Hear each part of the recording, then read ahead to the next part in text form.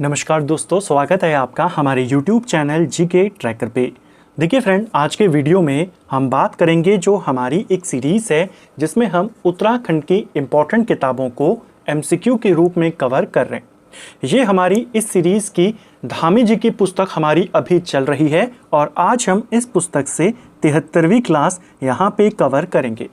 अभी तक अलग अलग टॉपिक्स को हम करते हुए आए हैं। इसमें हमने ज्योग्राफी को कवर किया, उत्तराखंड की हिस्ट्री को कवर किया है। अभी हम उत्तराखंड की भाषा से संबंधित सवालों को देख रहे हैं। लास्ट वीडियो में गढ़वाली भाषा और उसके साहित्यकारों की हमने बात करी थी। आज की वीडियो भी वहीं से आगे कंटिन्यू करेंगे जहां पे हमने लास्ट वीडियो में छोड़ा था। अगर आपने हमारी इससे पहले की क्लासेस को नहीं देखा है तो प्लेलिस्ट के माध्यम से आप उनको देख सकते हैं। तो चलिए दोस्तों, आज की वीडियो को शुरू करते हैं। आज का हमारा पहला सवाल है, गढ़वाली भाषा और उसका साहित्य किसकी रचना है? एक इम्पॉर्टेंट रचना है गढ़वाली भाषा और उसका साहित्य। ये रचना हरिदत्त भट्ट शैलेश की रचना है। ऑप्शन बी सही आंसर हो जाएगा। ठीक है, हरिदत्त भट्ट शैलेश से संबंधित एक तथ्य हमने लास्ट वीडियो में देखा था कि इनकी जो पुण्यतिथि है 19 सितंबर, इसे राज्य में साहित्य दिवस के रूप में मनाया जाता है। ठीक है, तो राज्य साहित्य दिवस कब मनाते हैं? 19 सितंबर को मनाते हैं हर साल। किसकी पुण्यतिथि के अवसर पे? तो ये है हरिदत्त भट्ट शैलेश की। इनकी कुछ इंपॉर्टेंट रचनाएं हमने देखी थी। उसमें थी गढ़वाली को नयो कदम हो गया, हरिदूब हो गया, कॉल ऑफ द माउंटेन हो गया और साथ में गढ़वाली भाषा और उसका साहित्य। ठीक है, अगला, गढ़वाली के महान कवि चंद्र कुंवर बर्थवाल के संदर्भ में निम्नलिखित कथनों को पढ़कर सही कूट का चयन करें। दो कथन यहाँ पे दिए गए हैं चंद्र कुंवर बर्थवाल को लेकर के। देखिए, पहला, चंद्र कुंवर बर्थवाल का मूल नाम कुंवर सिंह बर्थवाल था। क्या ये सही है? ये आपका बिल्कुल सही यहाँ पे हो जाएगा। जो चंद्र कुंवर बर्थवाल थे, इनका मूल नाम था कुंवर सिंह बर्थवाल। इनका एक प्रसिद्ध रचना है काफल पाको। पूछा जाता है काफल पाको गीत के रचनाकार कौन है? यही हैं। इनकी एक और इम्पोर्टेंट कविता संग्रह है जिसे कहते हैं हिमवंत। इसके रचयिता भी कौन है? यही है। ठीक है, अगला, इन्होंने वर्ष 1945 में काफल पाको नामक कालजाई गीत की यहाँ पे संग्रह लिखा था। क्या ये सही है? ये आपका बिल्कुल सही यहाँ पे हो जाएगा। 1945 में ही इनकी वो रचना आती है, कविता संग्रह जो हिमवंत है। इसके अलावा यह जो रचना थी ये भी इसी वर्ष आती है। यहाँ पर पूछा है कौन सा सही है? दोनों के दोनों कथन आपके बिल्कुल सही यहाँ पे हो जाएंगे। ठीक है, चंद्र कुंवर बर्थवाल का जन्म किस जनपद में हुआ था? ये क्वेश्चन भी आता है। तो इनका जो जन्म है वो रुद्रप्रयाग में हुआ था। ठीक है, काफल पाको गीत के रचयिता हैं। इनकी सबसे फेमस कविता है, इसको ध्यान रखना है। अगला, उत्तराखंड के किस महान साहित्यकार की तुलना हिंदी के प्रसिद्ध कवि सूर्यकांत त्रिपाठी निराला से की जाती है? सूर्यकांत त्रिपाठी निराला के साथ किसकी तुलना होती है? चंद्र कुंवर बर्थवाल की तुलना होती है। ऑप्शन सी सही आंसर होगा। इनका जो जीवन काल था वो काफ़ी छोटा जीवन काल था। 1919 में इनका जन्म होता है और 1947 में इनकी मृत्यु हो जाती है। यानी केवल 28 वर्ष का इनका जीवन काल था। रुद्रप्रयाग के मलकोटी गांव में इनका जन्म हुआ था। इनकी तुलना, इनकी रचनाओं की गुणवत्ता के कारण इनकी तुलना सूर्यकांत त्रिपाठी निराला के साथ करी जाती है। इनकी एक रचना हमने देखी कि काफल पाको गीत इन्होंने लिखा है। इसके अलावा हिमवंत कविता संग्रह जो है वो भी इनका है। इसके साथ साथ अन्य रचनाओं में नंदिनी, कंकर पत्थर, सुंदर असुंदर, विराट ज्योति, इन्हीं की सारी रचनाएं हैं। जन्म पूछा जाता है कहाँ हुआ? रुद्रप्रयाग के मलकोटी गांव में। ठीक है, विद्यावती डोभाल के संदर्भ में निम्नलिखित कथनों पर विचार करें। पहला, इन्हें गढ़वाल की पहली महिला साहित्यकार के तौर पे जाना जाता है। जो विद्यावती डोभाल हैं, क्या ये गढ़वाल की पहली महिला साहित्यकार हैं? पहला आपका बिल्कुल सही यहाँ पे होगा। पूछेगा गढ़वाल की पहली महिला साहित्यकार कौन है? तो विद्यावती डोभाल का नाम याद रखेंगे। अमृत की बूंदें, पगली का प्रलाप इनकी प्रमुख कृतियां हैं। ये भी सही है यहाँ पे। एवरेस्ट के देवता भी इन्हीं के द्वारा रचित एक प्रमुख रचना है। ये भी सही है। पेपर में इनकी रचनाएं पूछी गई हैं, अमृत की बूंदें, पगली का प्रलाप और एवरेस्ट के देवता। ये रचनाएं किसकी हैं? विद्यावती डोभाल। विद्यावती डोभाल कौन है? गढ़वाल की पहली महिला साहित्यकार। ठीक है, तो यहाँ पर आपको पूछा है कौन से कथन सही हैं। तो यहाँ पे तीनों के तीनों स्टेटमेंट बिल्कुल सही यहाँ पे हो जाएंगे। ठीक है, नेक्स्ट है, निम्न में से कौन सी रचना वल्लभ डोभाल द्वारा लिखित नहीं है? तो देखिए, इनमें से कौन सी रचना वल्लभ डोभाल की रचना भी पेपर में पूछी गई है। वल्लभ डोभाल की रचनाओं में कौन कौन आती है? तिब्बत की बेटी क्वेश्चन आया हुआ है, अतीत के अक्षर, इसके अलावा तरंग, सैनिक संवाद और जय जगदीश हरे, ये इनकी रचनाओं में शामिल है। लेकिन हमने अभी ऊपर पढ़ा पगली का प्रलाप इसे करना, ये किसकी रचना है? ये विद्यावती डोभाल की है, ना कि वल्लभ डोभाल। तो ये वाला यहाँ पे असुमेलित है, यानी कि गलत है, यही आपने बताना था। ठीक है, नेक्स्ट है, गढ़वाली लोक साहित्य की प्रस्तावना किसकी एक प्रमुख प्रकाशित कृति है? तो गढ़वाली लोक साहित्य की प्रस्तावना, ये रचना किसकी है? ये रचना है मोहनलाल बाबुलकर की। ऑप्शन सी सही आंसर हो जाएगा। मोहनलाल बाबुलकर के द्वारा गढ़वाल के लोक साहित्य का काफ़ी गहन अध्ययन इन्होंने किया और उसके बाद इन्होंने अपने अध्ययन पर आधारित एक पुस्तक को लिखा, गढ़वाली लोक साहित्य की प्रस्तावना। अब ऐसा ही एक सवाल आपसे पूछा गया था कि गढ़वाली व्याकरण की रूपरेखा वो किसकी रचना है? तो गढ़वाली व्याकरण की रूपरेखा किसकी रचना है? वो है अबोध बंधु बहुगुणा। अब पूछेगा गढ़वाली साहित्य की प्रस्तावना किसकी रचना है? मोहनलाल बाबुलकर। ठीक है, हिमालय के वरदान किसकी रचना है? तो हिमालय के वरदान ये भी एक इंपॉर्टेंट रचना है, पेपर में आ चुकी है। ये रचना भी मोहनलाल बाबुलकर की है।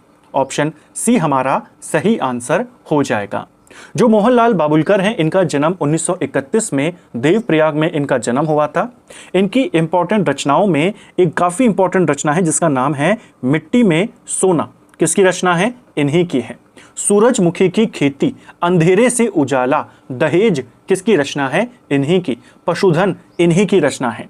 इसके अलावा गढ़वाली लोक साहित्य की प्रस्तावना हमने ऊपर देखी। गढ़वाली लोक साहित्य का विवेचनात्मक अध्ययन इन्हीं की रचना है। हिमालय के वरदान ये इनकी रचना है, इनको आपने याद रखना है, ये इंपॉर्टेंट रचनाएं हैं, पेपर में आई हुई हैं। मारछा बोली के संदर्भ में निम्नलिखित कथनों पर विचार करें। मारछा बोली को लेकर अब यहाँ पे 3 स्टेटमेंट हैं, देखिए। ये गढ़वाल के चमोली जनपद के भोटिया लोगों की बोली है। क्या पहला वाला सही है? पहला वाला बिल्कुल सही। आप जानते हैं राज्य में भोटिया जनजाति की कई सारी उपजातियां हैं, कई सारी उनकी उप जनजातियां हैं। जो भोटिया जनजाति चमोली जनपद में निवास करते हैं उनको मालछा या तोलछा कहा जाता है। उनकी भाषा हो गई मारछा और ये बोली जाती है चमोली के भोटिया लोगों के द्वारा। सही है आपका बिल्कुल।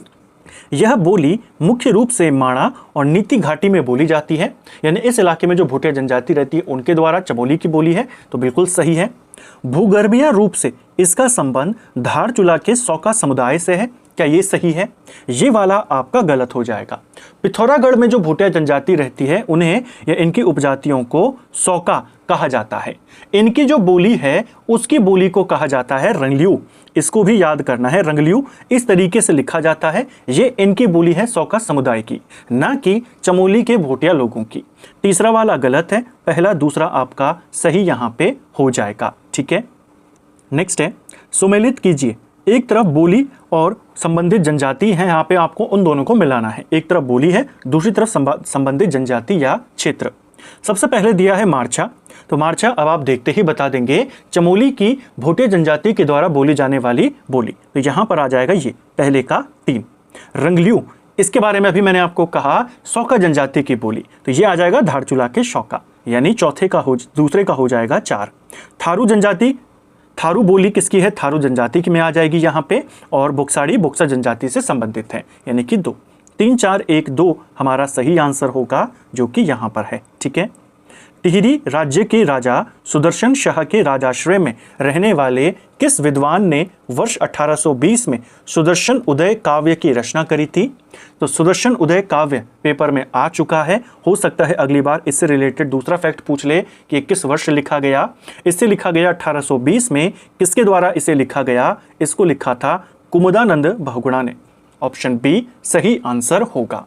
हो सकता है सवाल ऐसा भी बन जाए कि जो प्रसिद्ध एक लेखक थे, विद्वान थे कुमुदानंद बहुगुणा, ये किस राजा के दरबार में थे? तो ये सुदर्शन शाह के दरबार में थे और इन्होंने इस रचना को किया था। ठीक है, टिहरी नरेश सुदर्शन शाह द्वारा निम्नलिखित में से किस संस्कृत विद्वान को अपना आधिकारिक धर्म अधिकारी नियुक्त किया गया था? तो सुदर्शन शाह ने इनमें से किसे अपना धर्म अधिकारी नियुक्त किया था? ये किया था हरिदत्त शर्मा को। ऑप्शन बी सही आंसर होगा। संस्कृत रचनाओं के या संस्कृत ग्रंथों के एक प्रसिद्ध ये विद्वान थे। इन्होंने 15 से ज़्यादा संस्कृत ग्रंथों की रचनाएं करी, जिसमें नक्षत्रमाला, गंगा लहरी, भोज्यवली, कामदूत काव्या, विष्णु स्मृति, सभाभूषणम, धर्मवल्ली ये सारी आती हैं। किसके ये धर्माधिकारी थे? तो सुदर्शन शाह के थे। ठीक है। संस्कृत विद्वान वाशवानंद बहुगुणा के द्वारा रचित ग्रंथ प्रश्न सिंधु निम्नलिखित में से किस वर्ष में रचित हुआ? तो प्रश्न सिंधु ये रचना भी सुदर्शन शाह के काल में आती है, लेकिन उस समय वो राजा नहीं थे। ये रचना 1810 में हुई थी। वासवानंद बहुगुणा की रचना है प्रश्न सिंधु। ठीक है। ये भी उन्हीं के दरबार में थे बाद में। चंद राजवंश के शासक बाज बहादुर चंद की राजसभा में राजगुरु के पद पर सुशोभित होने वाले संस्कृत के प्रकांड विद्वान कौन थे?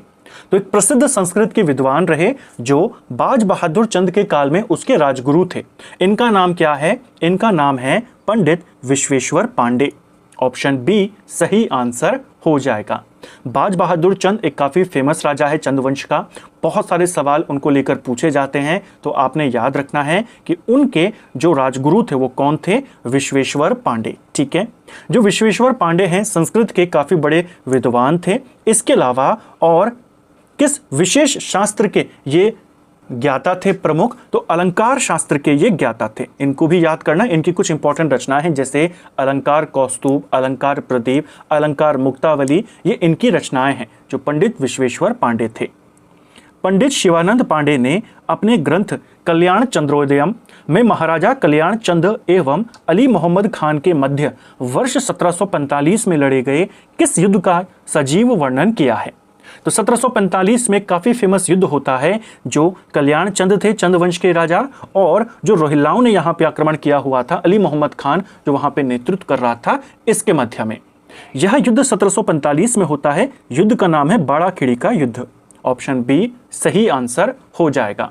आप सभी जानते हैं 1743-44 के दौरान कुमाऊं के ऊपर रोहिल्ला आक्रमण होता है। 1743 से 44 के दौरान तो यहाँ पर जो रोहिल्ला सरदार था, जो रोहिल्लाओं का प्रमुख था, अली मोहम्मद खान, उसके द्वारा ये हमला करवाया गया था।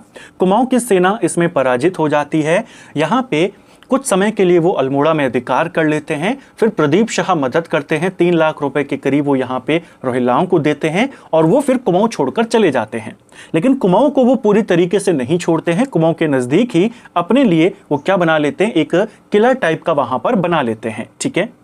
बाड़ा खिड़ी के नज़दीक, कुमाऊं के नज़दीक ही उन्होंने अपनी एक सैनिक छावनी यहाँ पर बना ली थी। बाद में शिवदेव जोशी आते हैं और 1745 में एक निर्णायक युद्ध होता है जिसे बाड़ा खिड़ी का युद्ध कहते हैं। इस युद्ध में वो रोहिल्लाओं को पूरी तरीके से कुमाऊं से खदेड़ देते हैं। तो ये युद्ध हुआ था 1745 का, जिसमें वास्तविक नेतृत्व किसने किया था चंदों का? तो वो किया था शिवदेव जोशी ने। रोहिल्लाओं की तरफ से यहाँ पे जो नेता थे रोहिल्लाओं के, वो अली मोहम्मद खान थे, उनके प्रमुख जो थे। ठीक है। जैसे चंद वंश के प्रमुख कौन थे? ये थे कल्याण चंद उस समय। तो ये वाले युद्ध को भी याद करना। और इस युद्ध का सजीव वर्णन किस पुस्तक में हुआ है? कल्याण चंद्रोदयम, जिसके रचयिता है शिवानंद पांडे। ठीक है। अगला, कुमाऊं के महाराजा कल्याण चंद के दरबारी कवि शिवानंद पांडे द्वारा रचित उस ऐतिहासिक ग्रंथ का नाम क्या है जिसमें दरबारी इतिहास मिलता है? तो दरबारी इतिहास मिलता है उनकी किस रचना में? यह है कल्याण चंद्रोदयम। उस समय के दरबार का इतिहास भी मिलता है और उस युद्ध का, जो ऐतिहासिक युद्ध था, उसका वर्णन भी मिलता है। ठीक है। निम्नलिखित कथनों पर विचार करें। यहाँ पे पंडित विश्वेश्वर पांडे कल्याण चंद के दरबार के राजगुरु थे। क्या ये सही है? गलत हो जाएगा। उनके दरबार के एक प्रमुख अधिकारी थे जिन्होंने कल्याण चंद्रोदयम की रचना करी। ठीक है। पंडित शिवानंद पांडे बाज बहादुर चंद के दरबारी कवि थे। गलत होगा। ये बाज बहादुर चंद के राजगुरु थे। तो यहाँ पर कथनों को बदल दिया गया। तो यहाँ पर दोनों कथन आपके गलत हो जाएंगे, यानी कि ऑप्शन डी सही उत्तर होगा। निम्नलिखित में से वह कौन सा शासक है जिसने किसी अन्य दरबारी कवि से ग्रंथ लिखवाने के बजाय स्वयं 4 उच्च स्तरीय संस्कृत ग्रंथों की रचना करी थी? तो 4 संस्कृत ग्रंथों की रचना करने वाला चंद शासक कौन था? इनका नाम है रुद्रचंद। ऑप्शन सी सही आंसर हो जाएगा। रुद्रचंद ने 4 संस्कृत ग्रंथों को लिखा, जिसमें एक है उषा राग गोदिया, जो कि उनका एक फेमस नाटक है। दूसरा है सैनिक शास्त्रम, जो कि पक्षी आखेट पक्षियों के शिकार पर आधारित है। तीसरा है त्रैवर्णिक धर्म निर्णय जो कि सामाजिक व्यवस्था पर आधारित है। और चौथा है उनका ययाति चरितम जो एक नाटक है। तो यहाँ पर रुद्रचंद आंसर होगा। कुमाऊं के चंद शासक रुद्रचंद द्वारा स्वयं रचित ग्रंथों में सैनिक शास्त्रम नामक संस्कृत ग्रंथ का मुख्य विषय क्या है? तो इनके 4 ग्रंथों के नाम और उनके विषय हमने यहाँ पे देखे। जो सैनिक शास्त्र है इसका विषय है पक्षी आखेट, ऑप्शन बी सही आंसर होगा। 2 यहाँ पर नाटक हैं, एक है उषा राग गोदिया और दूसरा ययाति चरितम, और एक सामाजिक व्यवस्था पर आधारित है त्रैवर्णिक धर्म निर्णय। ठीक है। रुद्रचंद द्वारा रचित 4 प्रसिद्ध संस्कृत ग्रंथों में शामिल उषा राग गोदिया और ययाति चरितम साहित्य की किस विधा के अंतर्गत आते हैं? ये आते हैं नाटक के अंदर। ये दोनों के दोनों नाटक हैं, ऑप्शन बी। अगला, वर्ष 1905 में प्रकाशित पुस्तक एडवर्ड वंशम के लेखक कौन है जिसमें एक विदेशी देश के इतिहास का अद्भुत वर्णन मिलता है? तो देखिए, एक विदेशी देश यानी इंग्लैंड, वो विदेशी देश कौन है? वो हमारा इंग्लैंड है। ठीक है। तो इनमें से कौन सा संस्कृत का ग्रंथ है जिसके अंदर हमें इंग्लैंड के पूरे इतिहास का वर्णन मिलता है? एकमात्र ग्रंथ इसे माना जाता है संस्कृत का जिसमें इंग्लैंड का या किसी भी देश का, किसी विदेशी देश का इतिहास आपको मिलेगा। ग्रंथ का नाम है एडवर्ड वंशम और इसको लिखा है उर्वी दत्त टंगवाल ने, ऑप्शन बी सही आंसर हो जाएगा। 1905 में इस पुस्तक को, इस ग्रंथ की वो रचना करते हैं एडवर्ड वंशम की। इसमें इंग्लैंड के इतिहास का संस्कृत में वर्णन हमें मिलता है। किसी भी देश के इतिहास में लिखा गया यह संस्कृत का एकमात्र ग्रंथ है विदेशी की अगर हम बात करते हैं। इसको लिखा किसने है? उर्वी दत्त डंगवाल ने लिखा है। इंपॉर्टेंट है, याद करेंगे। ठीक है। तो फ्रेंड्स, ये था हमारा आज का वीडियो जिसमें हमने उत्तराखंड जीके के 20 इंपॉर्टेंट सवालों को यहाँ पे देखा। हमने इन क्वेश्चन को पूरी डिटेल के साथ यहाँ पे कवर करने का प्रयास किया, अच्छे से इनको समझने का प्रयास किया जिससे आपके सारे कॉन्सेप्ट यहीं पर क्लियर हो सकें। उम्मीद करता हूं आपको आज का वीडियो पसंद आया होगा। अगर आपको ये वीडियो पसंद आई है तो वीडियो को लाइक करें, चैनल पर नए हैं चैनल को सब्सक्राइब करें, अपने दोस्तों के साथ शेयर करें। वीडियो आपको कैसा लगा कमेंट बॉक्स में हमें ज़रूर बताएं। Thank you friends.